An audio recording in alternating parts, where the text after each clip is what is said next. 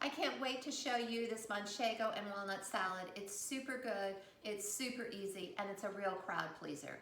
So we're gonna start with ingredients right now because there are some ingredients that will be familiar and some that may not be. We're gonna start with dressing. So to make our dressing, and it's one of our easy jar dressings, we're gonna start with sherry vinegar. I love sherry vinegar. It's the balsamic vinegar of Spain. It's less sweet than balsamic, and it goes great in this dressing and many other things. Sherry vinegar you can find in the regular grocery stores. Sometimes it's a little bit of a challenge. Whole Foods does carry it. Or if you go to the international market, Goya, which is a Spanish brand, is available there. And that's the one I like and the one that you're gonna get. We've got sherry vinegar, we've got olive oil, and you know, I love this California Olive Ranch olive oil, although it's no longer made with just California olives, which is sad, but they got so big they couldn't grow enough olives. But the reason I love it is because it has a harvest date on the back, and olive oil is best for us a year and a half from the harvest. And most olive oils do not have the harvest date on the bottle. They have the best by date, and they get to decide when that is. Harvest, a year and a half after harvest, is the best time to get your olive oil. You get the most bennies out of your olive oil, and that's what we're going for anyway. There's all kinds of wonderful olive oil out there. This one is just an easy one to find, and it does have a harvest date on it. Next up is another more unusual ingredient, and that is walnut oil. And this is roasted walnut oil. And I pulled both of these cans out because you can see that you can get either one of these in the grocery store. This is a Roland, and then this is a La Tourangelle, which is, actually he's a French guy who came to California and makes nut oils, and they're so good. And you can find them in the regular grocery store right next to the rest of the oils. Nut oils bring so much flavor and aroma to your food. However, I wish you could smell that. However, what you want to make sure is that you use your olive oil as a finishing oil. Olive oil, nut oil loses a lot of its flavor and aroma when it's heated too hot. And that's what we're using it for, is its beautiful aroma and nutty flavor. And so in a salad dressing, it's perfect. It's also great for after grilling like a piece of fish or a piece of chicken. You brush a little bit of nut oil on top of whatever comes off the grill, and it's wonderful. Okay, so those are basic ingredients. Then I have some honey and a little bit of Dijon, and of course salt and pepper. So we're gonna make this easy jar dressing by just putting all these things together right into our jar. Oh my gosh, that sherry vinegar smells so good. It's already getting aromatic in the kitchen. And then of course that walnut oil is really gonna make it smell good. So I used about a 1/4 cup of each of the vinegar and oil, about 2 tablespoons of the walnut oil. I'm going to put in my Dijon right there. That's a healthy tablespoon. And then the same thing with my honey. And I'm gonna grab a spoon to get all the goodness out of this bowl. I actually heated the honey in my glass jar a little bit first so it would come out easily. So there is the base of the salad dressing. And then of course we want to put in sea salt. So I'm putting probably that's about a 1/2 tablespoon, and then freshly ground pepper. And you know I love this pepper grinder because it really produces a lot of pepper without a lot of effort. And if you're using that red and white tin in your cabinet, that's not really pepper. I call it black dust because the oil and pepper is activated when you grind it. And the piperine, that's that oil, is what's so good for us. So I'm gonna go ahead and put the top on my jar and shake it up. And then I'm gonna taste it to make sure I have enough salt and pepper in there. Oh, it smells so good. I should never do these videos when I'm hungry. All right, here we go.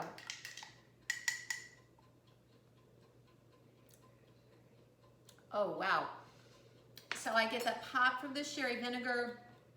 I definitely get the nuttiness from the walnut oil. It's really good. So actually, I'm not even gonna put the top on because we're gonna use it in just a moment. All right, now let's talk salad. So I'm using baby bib lettuce or there's quite a few names for it, but it's just basically soft leaves. And I don't use it for all my salads. I like crunchy romaine sometimes too. But what I do find is a lot of times the spring mix that we buy in the store that's in those plastic packages just is not at its freshest.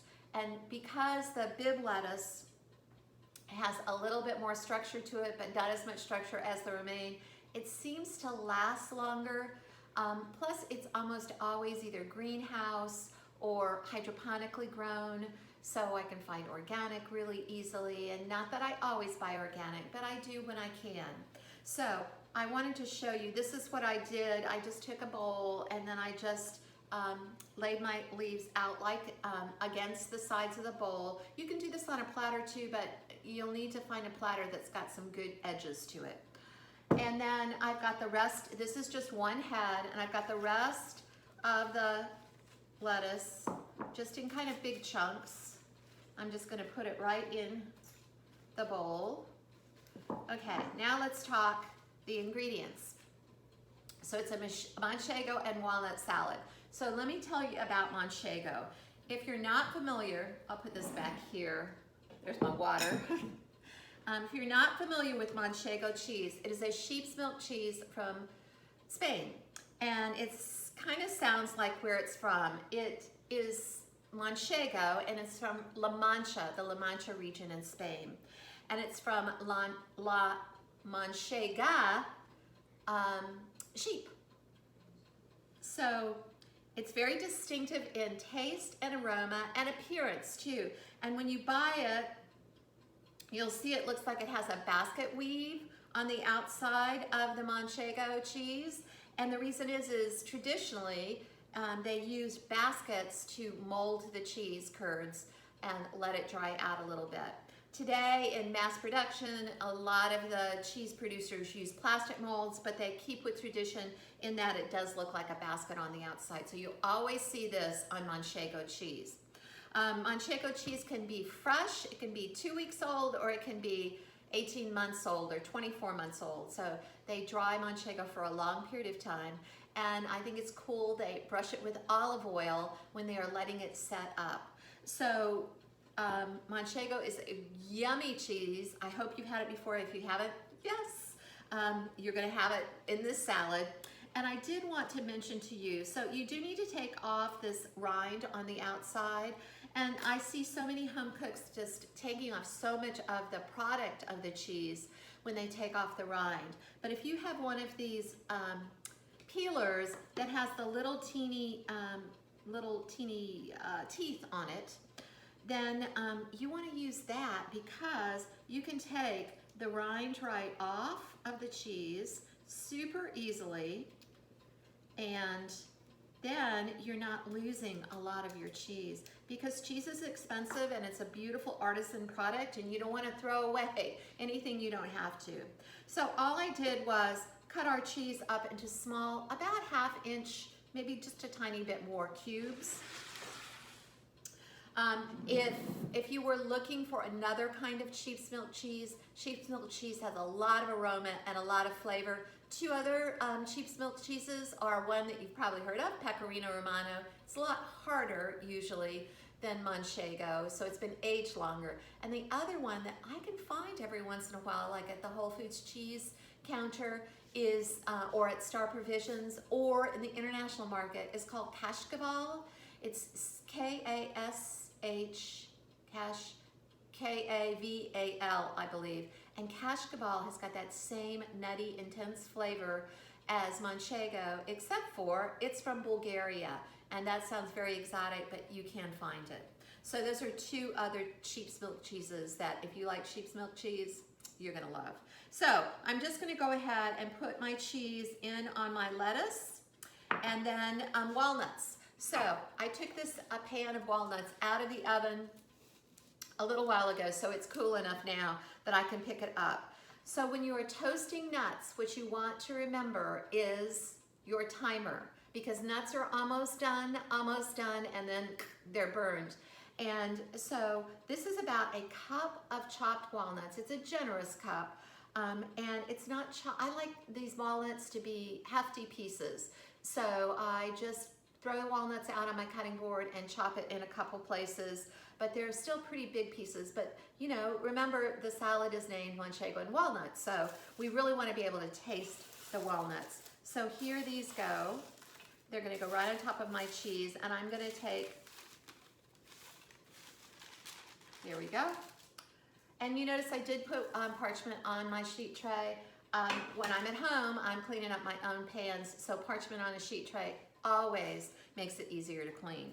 So I'm going to kind of move my walnuts around with my impeccably clean hands. Next up, I have a little bit of avocado, and I cut it the same way we cut the avocado in the chicken and roll-ups, the chicken wraps, lettuce wraps. But I just not only cut it vertically, but I cut it horizontally. And this is about 1 avocado. Okay, so it's coming out. Now I want to talk about, you know, when you go to the restaurant, I'm going to move this out a little bit. When you go to a restaurant and the salads are just so incredibly good, and you think to yourself, why can't I make a salad that tastes that good at home? Well, I'm going to tell you one secret to a restaurant salad that is just so good. One, if it's like spring mix, they're using very fresh spring mix or baby lettuce mix that they just got probably from either the farmer or the food service. So they've got fresher lettuce than you have at home. The second thing is everything is dry before it goes in their salad.